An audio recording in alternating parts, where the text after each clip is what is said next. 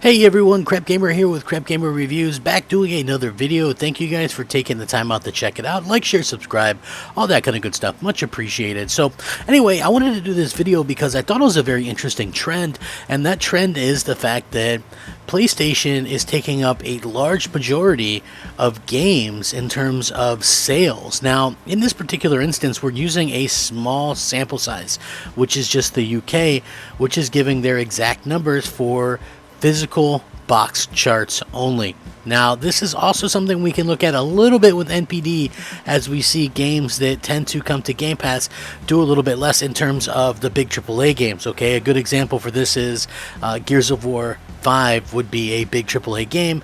It released at the lowest NPD number that it's ever had because it went day and date into Game Pass. How will this fare with other games?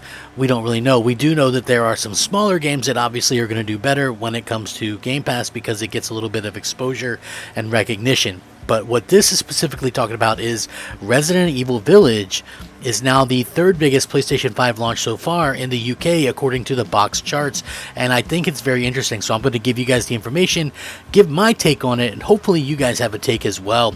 So Resident Evil Village has comfortably taken the #1 spot in this week's box charts in the UK. The horror game is the second biggest box launch of the year behind Super Mario 3D World and Bowser's Fury. 49% of its sales were on PlayStation 5, 31% of its sales were on PS4. So, just for recognition, 80% of the total sales boxed in the UK for this game were on PlayStation platforms. 80%. Now, they obviously aren't going to count PC because PC is digital platform for the most part, so there is no PC counted here. So it's of the 100% made up, 80% is Xbox is PlayStation, and 20% is Xbox.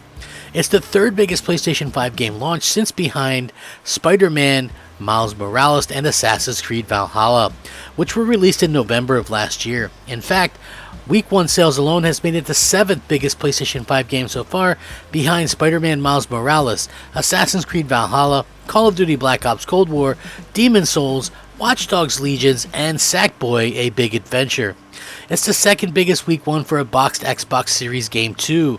So again, this 20% is supposedly big for Xbox, which is very telling about the whole story and what's going on. Behind Call of Duty Black Ops Cold War, it's already the #3 on the all-time Xbox Series list as well, behind Call of Duty and Immortals Fenyx Rising. However, it's not gotten close to the sales of the previous Resident Evil games. Sales are down over 25% compared with the launch of Resident Evil 2 Remake, which was released in 2019, and almost 40% down compared with 2017's Resident Evil 7. It did sell better than last year's Resident Evil 3 Remake, with launch sales 76% higher.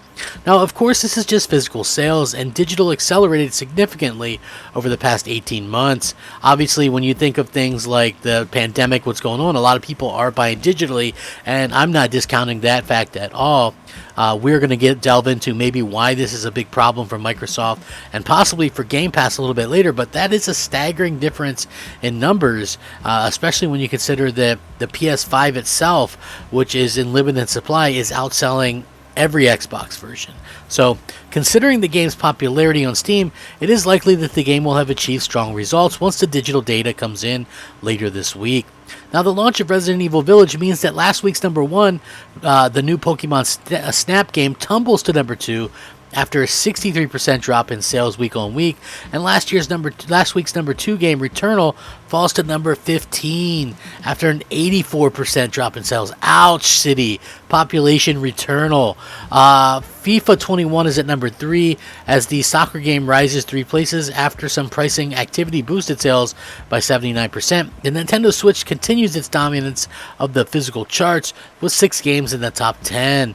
Alongside the aforementioned Pokemon Snap, the other ones are Mario Kart 8 Deluxe at #4. Wow, somebody, stop that game. It's been out there forever. Animal Crossing's New Horizons, Minecraft on Switch, Super Mario 3D World, and Bowser's Fury, and Ring Fit Adventure.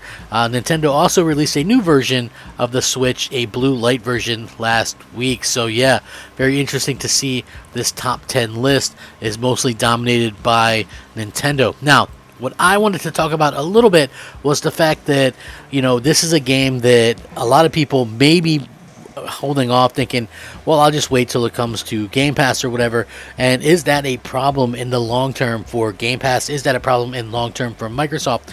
Well, I guess it depends on how much it's actually selling digitally and what it's doing digitally for Microsoft and for their console. I have said for a while now that Microsoft could potentially now, doesn't mean this is true, be kind of limiting themselves in what they're doing. Instead of getting sales for games, they're really more or less relying on, rental sort of service with Xbox Game Pass.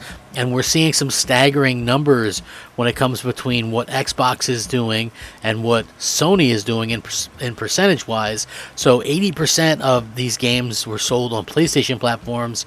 It doesn't leave much meat on the bone for Microsoft.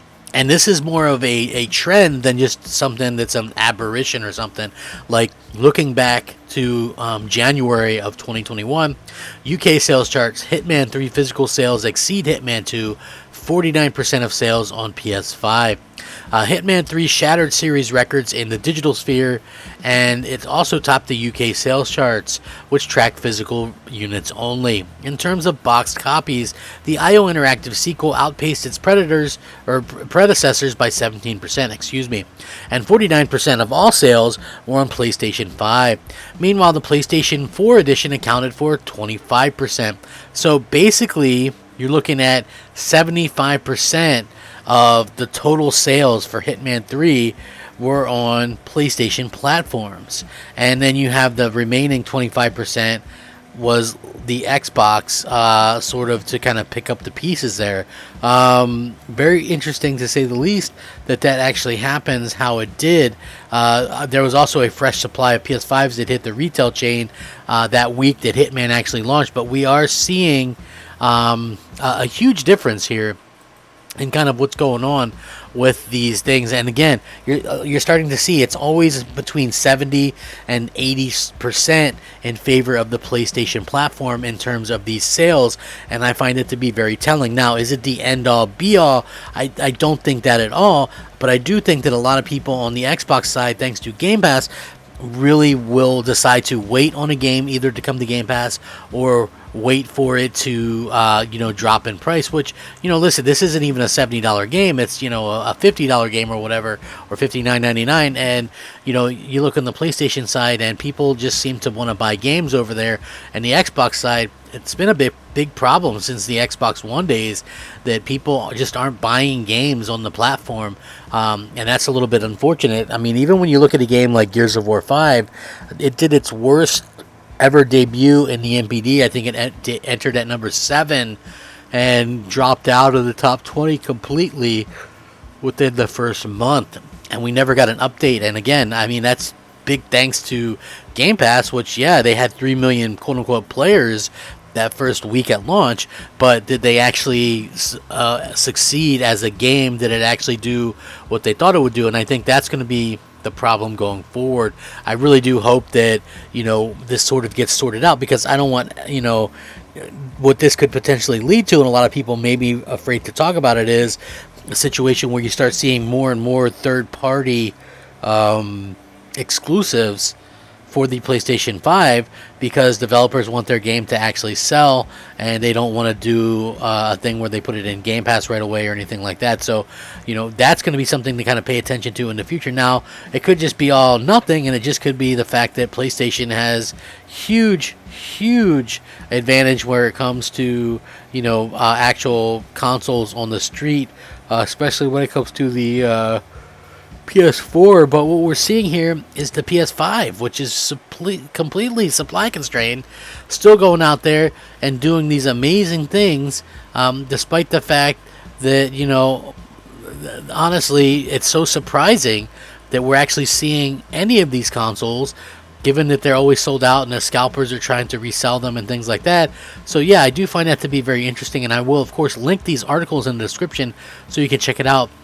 What's your take on this? Is this a bad thing for PlayStation or a bad thing for Microsoft going forward, that PlayStation is absolutely dominating in terms of sales, while, Xbox, on the other hand, it looks like a lot of the fans are waiting for, basically waiting for sales or waiting for games to actually end up in Game Pass? Is that a problem for Microsoft going forward, or is it not? Please let me know how you guys feel about it. Please let me know how you feel about the format. If you're watching, thanks for watching. Rack 'em up. Crapgamer out.